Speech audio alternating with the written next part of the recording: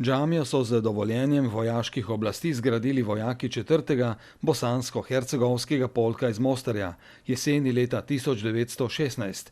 Z tega obdobja je ostalo, se je ohranilo kar precej fotografij, precejšen fotografski material, zato lahko sklepamo, da je bila lesena. Danes na mestu, kjer je bila džamija, ni nikakršnih znakov ali table, ki bi obiskovalcu povedala kaj več.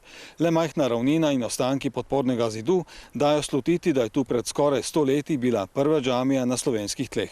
Sicer ni nikjer zabeleženo, ne v nobeni knjigi, ne literaturi, kakorkoli, je pa zagotovo med samimi domačini ohranjeno ustno izročilo, da naj bi ostanek minareta oziroma vhodne ograje, ki je bila v to mošejo, manjšo molilnico, da je ostanek še v naganku, balkonu v spodnjem logu. Bila je pribežališče za bošnjaške vojake, ki so v zaledje prihajali iz Rombona.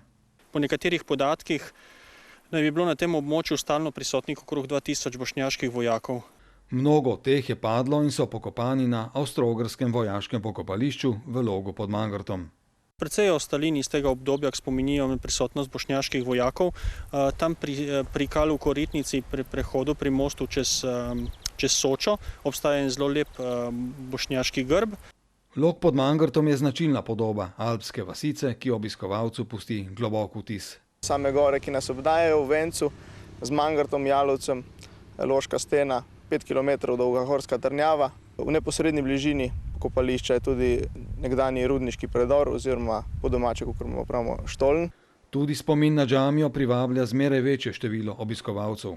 Ja, v zadnjih letih moram kar priznati, da je zanimanje kar v porastu, zmeraj večje, pa tudi strani islamske skupnosti je vsako leto, navadno v prvi polovici junija, imajo spominsko slovesnost na samem vojaškem pokopališču.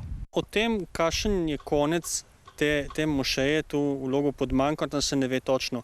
Obstajajo neke pripovedi, da ne bi se to zgodilo s prihodom Italijanov. Džamija je bila v času vojne začasnega značaja. Po odhodu bošnjakov je postala brez namembnosti, domačini pa so po vrnitvi domov za obstoj spet potrebovali travnike, ki so jim bili zaradi vojne odvzeti.